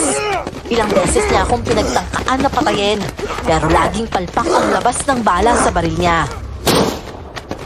Sir, ano po bang ginagawa mo? Umayos ka po! Papatayin tayo ng aswang na yan! Teka, bakit ang bilis mo naiiwas yung baril ko? Ang bilis mo kumilos! Dahil gusto ko pong mabuhay, tumigil ka na! Nang sumugod ang aswang noon, gumulong ako kasama ng pulis. Sinipa ko ang baril palayo sa kanya. Sasaktan siya ng aswang pero nasipa ko ito. At mabilis akong bumangon. Sir, bilis bangon! Sinipa mo yung aswang? Bakit mo ginawa yun? Ano pong klase tanong yan? Malamang aswang yun! Bilis dito! Aatake siya! Aray ko! At bakit mo sinipa yung baril ko? Babarilin mo ako eh. Ilang beses mo na ako pinagtangkaan barilin sa ulo. Kung hindi ko ginawa yun, baka pinatay mo na ako. Oh, ayun naman pala eh. Bakit mo ako nililigtas? Hindi ho tayo magkapareho eh. Ginawa ko lang naman yun kasi gusto kong pigilan yung pagbabago anyo mo. Ano? Ba't naman ako magbabago anyo eh, hindi naman ako aswang? Oh, sir! Doon ka! Talon! Umatake kasi ulit ang aswang kaya tumalon siya sa kabila. At ako naman ang sa kabila. Ang aswang ay umatake sa gitna. Ano? Sigurado ka ba na hindi ka aswang? Oo naman. Tao ako, no? Ba't mo naman ako pinag-iisipang aswang? Ang gwapo ko para maging aswang, no? Oh! Takbo! Hoy, aswang! Dito! Ang pulis lang talaga ang hinabol niya. Tumakbo ito ng mabilis at pilit na iniiwasan ang atake ng aswang. Ako naman, nalilito na sa mga nangyayari. Sir! Sir, sikapin mo mabuhay! Tatawag ako ng tulong! Sandali! Pakiramdaman mo ang sarili mo, Tisoy. Kapag nakaramdam ka na kakaiba, mangako ka, huwag ka mananakit ng tao. Ano? Mangako ka, Tisoy. Pigilan mo ang sarili mo! Napatingin ako sa sarili ko at napahawak rin sa tiyan. Para kasing sinasabi niyang magiging aswang ako. Hindi nagtagal, nakita ko na ang aswang na tumatakbo palapit sa akin. Nasa ibabaw ko ng libingan kaya tumalon ako sa ibaba para iwasan siya. Edwin! Huwag mo kaya makalapit yung aswang sa kanya! Hindi siya magbabagoan niyo kung hindi siya lalawayan ng tiyahin niya sa tenga! Ano? Yung proseso para maging ganap siyang aswang! Protektahan mo siya, Edwin! Hindi siya pwedeng malapitan ng tiyahin niya! Ano bang pinagsasabi niyo? Anong tiyahin ko? Totoo bang wala kang alam? Wala siyang alam. Inosente siya. At kailangan natin siya iligtas mula sa tiyahin niya. Nalulumo ako sa mga narinig ko. Ang aswang. Nasa harapan ko lang at nang umatake ito, tumakbo na ako. Binilisan ko ang takbo ko at palipat-lipat ako sa mga libingan. Tatalon, gugulong. Yon ang ginagawa ko para lang makaiwas. Edwin, kunin mo ang buntot bagi na ito. Protektahan mo ang binata. O Polo, huwag ka magpapahuli, Tisoy. Teka, sino ba to aswang na to ha? Tiyahin mo yan. Gagawin ka niya katulad niya. Ano? Teka, imposible yan. Maniwala ka sa amin. Aswang ang tiyahin mo. Siya ang pumapatay sa lugar na ito para paghinalaan kami ng mga tao. Kaya huwag kang magpapahuli kung ayaw mo maging aswang. Walang yan yan. Hindi totoo yung mga sinasabi nyo. Lumayo ka sa akin, aswang! Aray ko! Walang yan. Bitawan mo ako! Tisoy! Halika dito! Tisoy! Lumayo ka sa akin, sabi eh! Oras na, Tisoy! Hindi kita pinalaki para pumalpak lang sa gabing ito. Kailangan mo maging katulad ko. Dahil ikaw ang kapalit ng anak ko. Ikaw ang magtatanga ng mutya niya! Halika dito! Hayop ka! Hindi siya intyahin ko! May anak siya! Lubayan mo siyang aswang ka! Huwag kang makialam dito! Tisoy! Halika dito! Kadiri! Ano, Tisoy? Nalawayan ka ba? Oo, pero sa pisngi lang. Hinubad ko ang damit ko noon habang pinoprotektahan ako ng pulis. Kiniskis ko ito sa pisngi ko na nalawayan ng aswang. Sobrang lapot at sobrang lagkit noon. Halos masuka-suka ako sa amoy ng laway na yon. Walang iya ka, pulis ka! Ibigay mo siya sa akin kung ayaw mong masaktan! Hindi mangyayari yon. Labanan mo muna ako! Tama na, Rita! Huwag mong igaya sa iyo ang pamangkin mo! Alam mo na bilang aswang, wala siyang magiging magandang kinabukasan kung talagang anak siya para sa iyo! At kung gusto mong gumanti sa amin, gumanti ka sa sarili mong pamamaraan. Huwag mo siyang gamitin! Hindi! Hindi!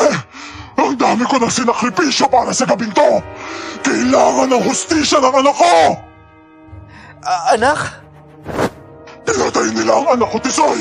Pinatay nila! Kaya tulungan mo ako para makaganti! Hindi mo yan gagawin, Tisoy! Pinakulam niya ang mga magulang mo para magamit ka niya sa paglaki mo! Siya ang tunay na pumatay sa kanila! Kaya mag-isip ka na maigi! Huwag kayong makialam dito! Huwag niyong bilugin ang ulo ng pamangkin ko! Anak lang, ikaw talaga yan, tita! Oo, siya yan. Pagpapanggap lang ang ginawa niya na dinala siya ng aswang dito. Sinugatan niya ang sarili niya at hindi ka agad dito pinagaling para mapaniwala ka niya. Puisit naman.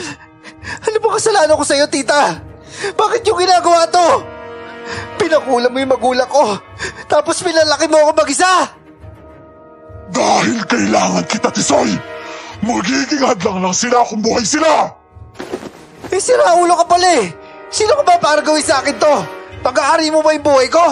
Gusto mo akong gawin aswang para tulungan ako sa kanila? O sige, gawin mo ako aswang para tayong dalawa yung magtuos! Ano? Tisoy, teka! Ano ginagawa mo? Ito na ako! Gawin mo na ako aswang ngayon na at maglaban tayo! Magbabayad ka sa ginawa mo sa kanila! Diyos ko po, Edwin! Huwag mo siyang payagan! Hindi kita kakampi! Kung ganon, hindi kita gagawing aswang, kundi gagawin kitang pagkain para ang lakas mo bilang aswang mapunta sa akin! Tisoy! Sinipa ako ni Sir Edwin para makaiwas sa aswang at sinalubong niya ito ng hampas ng buntot pagi. Ako naman, mas nangibabaw ang sama ng loob. Kaya wala akong ginawa kundi ang umiyak. Hinayaan ko silang kalabanin ng aswang noon.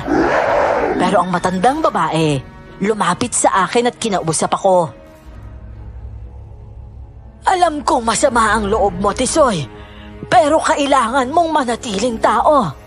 Halika, ilalayo na kita dito. Tisoy! Tisoy, nasan ka? Nandito ka ba? Tisoy! Tisoy, naririnig mo ba kami? Diyos ko, hindi maganda ito. Delikado ang mga kaibigan mo. Tisoy, ilayo mo sila dito! Kumilos ka! Hoy, aswang! Saan ka pumunta? May tao! May tao! Kailangan ko na kanagdagang lakas! Bol! Isay! Takbo! Kayo yung bakay na aswang! Tisoy, nasan ka? Anong aswang? Takbo na, Bonbon! Papunta siya sa inyo! Lalinti ko na! Isay, takbo! Hoy, aswang! Huwag mo sasaktan yung kaibigan ko! Tatalo ng aswang papunta sa kanila pero tumalon na rin ako para atakihin siya. Nagpambuno kaming dalawa at nakarami ako ng kalmot noon. Sigaw ng sigaw sila Isay at Bonbon noon. Gusto nila akong tulungan pero takot sila. Buti na lang, dumating agad si Sir Edwin at tinulungan ako sa aswang. Itsan, tayo na kagad! Halika, bilis! Meron! Tisoy! Baril! Ito yung baril, oh! Isay, wag! Natamaan mo si Sir Edwin. Akin na yan! Ako nang gagamit! Oo, ito! Diyos ko, nanginginig na ako! Insan, mag-iingat ka. Isang bala na lang yan. Hindi ba't dalawa sila? Insan, hindi sila aswang. Yung tiyahin ko yung aswang. At pinalaki niya ako para gawin ding aswang. Ano? Oo, pero ako nang tatapos sa kanya ngayon. Pilak daw ang bala nitong baril na to. Magbabayad ka sa ginawa mo sa aming aswang. Pupuksain ko ang kulam na ginawa mo sa amin. Mamamatay ka na ngayon mismo. Yun lang! Masyado ka palang mahina!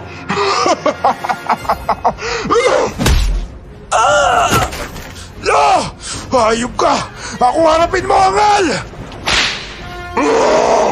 Papatayin ko kayo lahat! Sandali lang, iho! Baka matamahan mo ang asawa at apo ko! Nakatutok ang baril na hawak ko sa kanila. Masyado siyang maligalig, kaya nahihirapan akong puntiryahin ng aswang na hindi nasasaktan ang pulis. Desidido akong patayin ng aswang noon dahil katawang aswang siya. Malayong malayo sa anyo ng tita ko. Pero nang matumba ang pulis, nagsigawan na lahat ng kasamahan ko. Dahil biglang nasa ibabaw na niya ang aswang at nilalapa siya. Doon ako nagkaroon ng pagkakataon para kalabitin ang gatilyo. Yon ang una at huling paghawak ko ng baril. At meron pa akong napatay. Walang iba kundi ang tiyahin ko.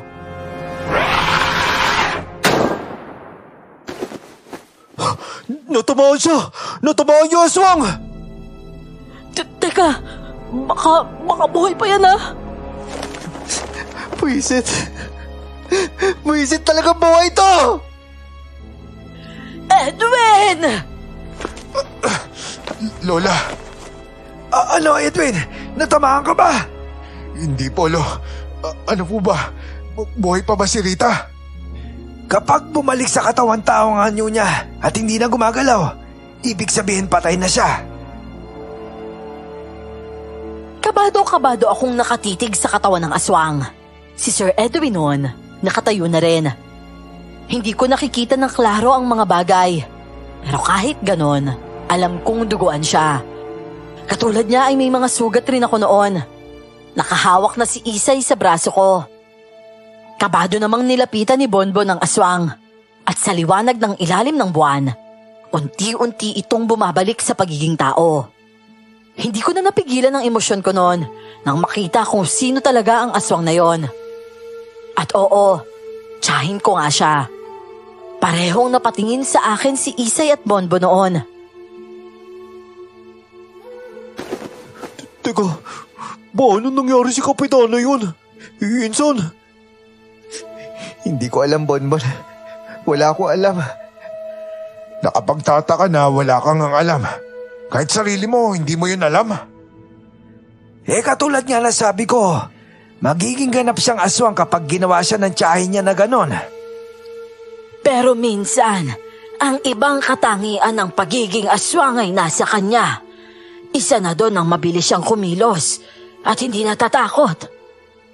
Malakas ang pangamoy ko. Ayoko sa malasang pagkain. Malinaw ang paningin kahit sa madilim. Kasama po ba yun? Oo, iho. Isa yon sa katangian ng taong may dugong aswang. Pero hindi ka aswang dahil kailangan mo ng binhi bago mangyari yon. Kaya pala ang dami mong ayaw, Tisoy. Hindi naman siya aswang at hindi siya nagiging aswang kung wala siyang binhi, di ba? Ay, mabuti na lang, Insan. Ibig sabihin, ligtas ka. Pero Lola, yung sintomas ninyo, Mawawala rin ito dahil patay na ang may gawa. Babalik na kami sa normal at hindi na kami delikado sa araw. Wala akong nagawa nun kundi umiyak lang. Puno ako ng sama ng loob nun. Sa isiping tiyahin ko mismo ang dahilan kung bakit ako nawala ng magulang. Pero maya-maya, nakarinig kami ng ingay ng mga tao. At dahil nasa anyong tao si Tia Rita, tumakas kami noon para hindi mapagbintangan. Sa totoo lang, para kaming mga kriminal sa lagay namin yon. At naging palaisipan para sa lahat ng pagkawala niya. Sinuri siya at kabado kami ni Sir Edwin dahil baka ma-detect ang fingerprint namin sa katawan niya. Pero ang pinagtataka ng ibang pulis, walang kahit anong fingerprint na na-detect sa kanya.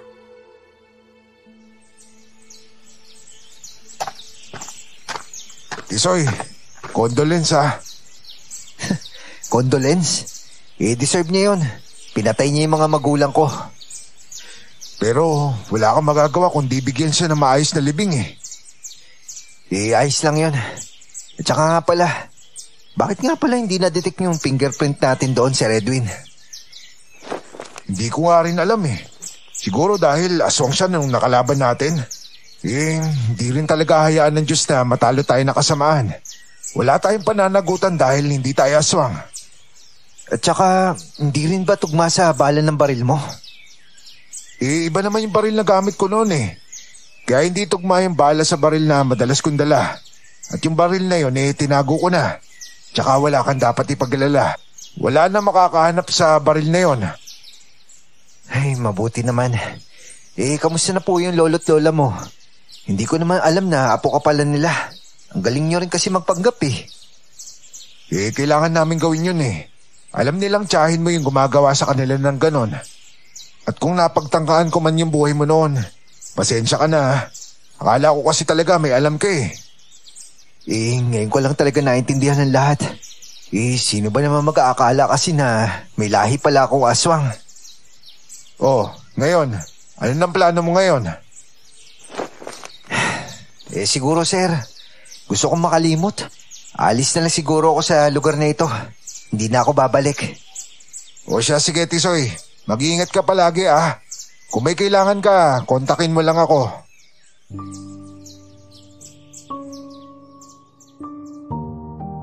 Umalis ako sa lugar na yun noon. Bumalik ako pagkalipas ng 1 taon dahil binenta ko ang bahay, pati ang lupain namin doon. Ginamit ko ang pera at nagtayo ng sariling negosyo sa Maynila. Ang motiano ng tiyahin ko, nasa akin pa rin. Tinago ko at ginawang pampaswerte sa negosyo. Epektibo rin pala yon. Nagsimula ako sa karinderya. At ngayon, isa na itong restaurant.